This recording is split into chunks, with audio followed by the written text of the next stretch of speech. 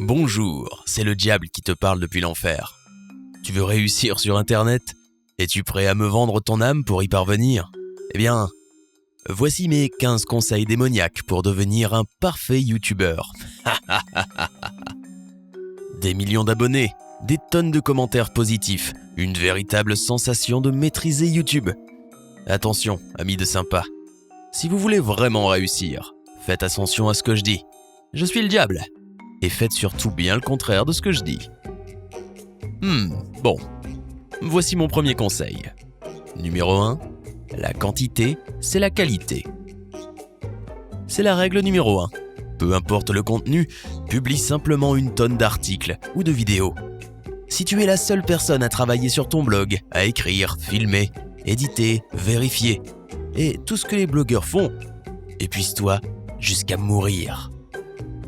C'est vrai que tu pourrais régulièrement publier du contenu de qualité, disons 2 à 3 fois par semaine, mais qui le voudrait quand on peut inonder ses abonnés de déchets qu'ils préféreraient ne pas voir? Numéro 2.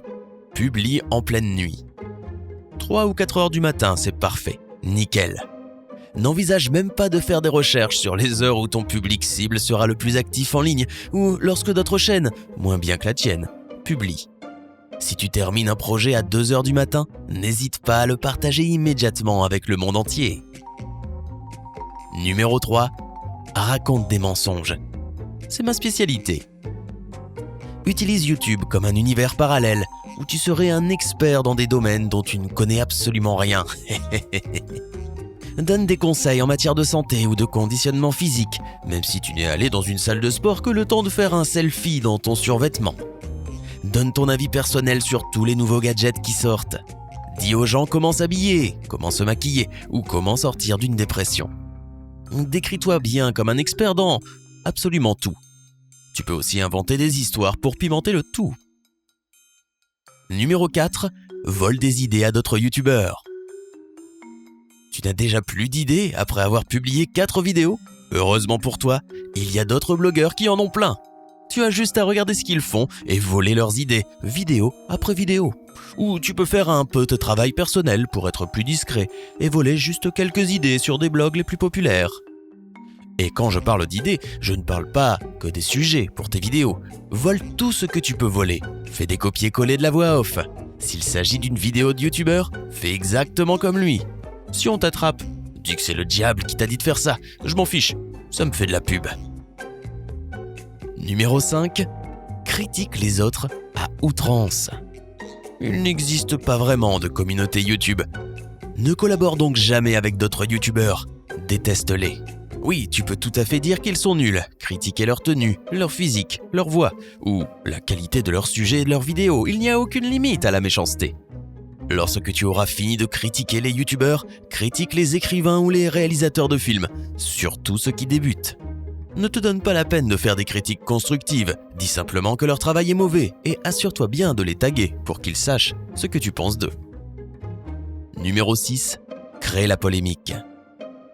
Il te sera difficile de mettre tout le monde d'accord sur un sujet, étant donné que la plupart des gens ne se sentent pas concernés par les mêmes problèmes.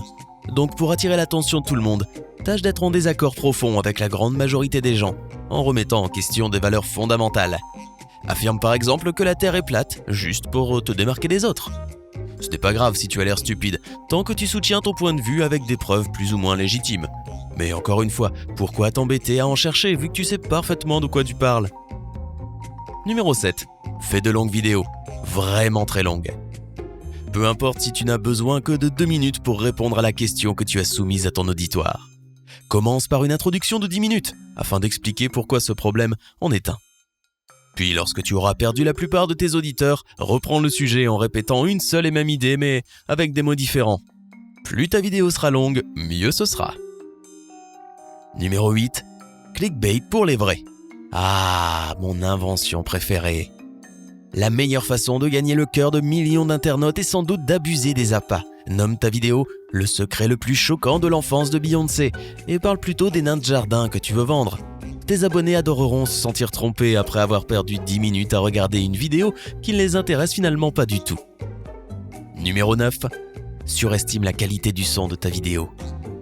Peu importe si tu utilises tes propres photos et vidéos, ou que tu utilises des images téléchargées.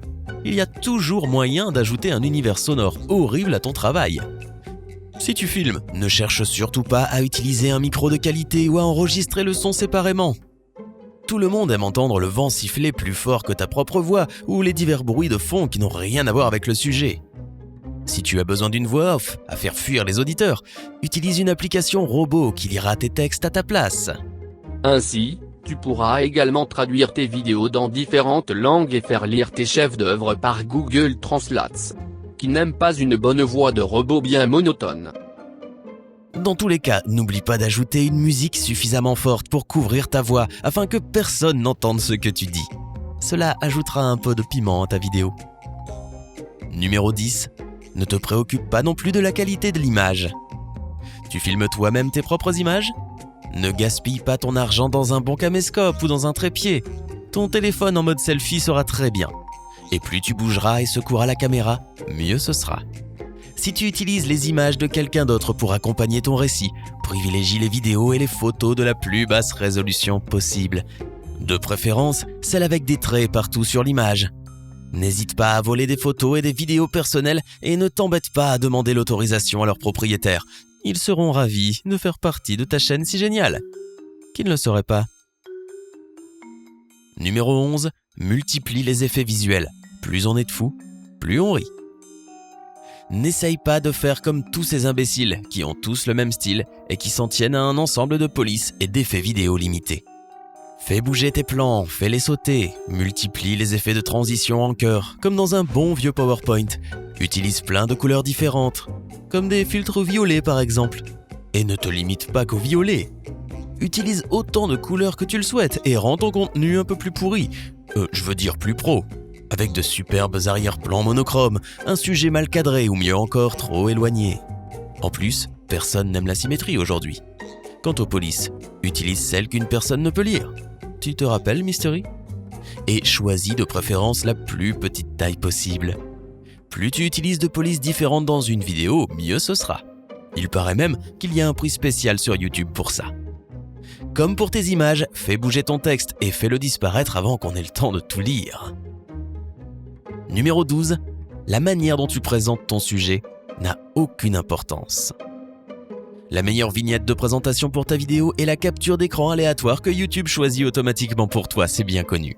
Et toutes ces descriptions et ces tags, ça ne sert à rien. C'est juste une grosse perte de temps. Pareil, un titre comme « Nouveau projet 13.mauve » est un excellent titre pour une vidéo. Et tu n'as pas à écrire quoi que ce soit en description, tout est dans la vidéo, non ? Numéro 13. Tout le monde aime les publicités impromptues.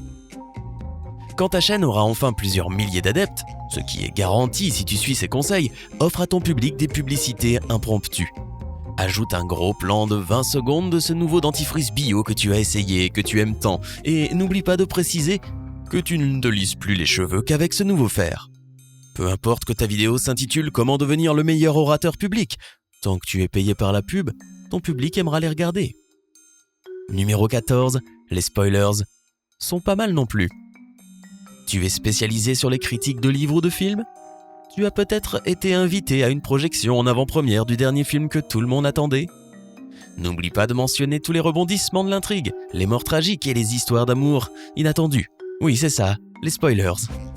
Après tout, tes fans ne pourront pas tout voir de leurs propres yeux. Et pour terminer, numéro 15. Ne fais aucune recherche pour savoir comment promouvoir ton blog. Les mots-clés et le référencement qui te permettent d'être visible dans les moteurs de recherche, au cas où tu te poserais la question, ont juste été inventés par quelqu'un d'ennuyeux, qui ne savait pas comment fonctionne réellement Internet. Travailler sur tes autres plateformes de médias sociaux pour promouvoir ton travail ne t'aidera pas non plus, et tu n'as pas non plus besoin de réguler le flux de visiteurs. C'est tout pour moi. Je me tire d'ici. Hein ? Quoi ? Qui était ce mec ? Waouh ! Ça sent le soufre ici. As-tu ton propre blog ou peut-être songes-tu à en créer un ? Fais-le nous savoir dans les commentaires ci-dessous. N'oublie pas de donner un like à cette vidéo et à la partager avec tes amis. Et abonne-toi à notre chaîne pour nous rejoindre dans la communauté sympa.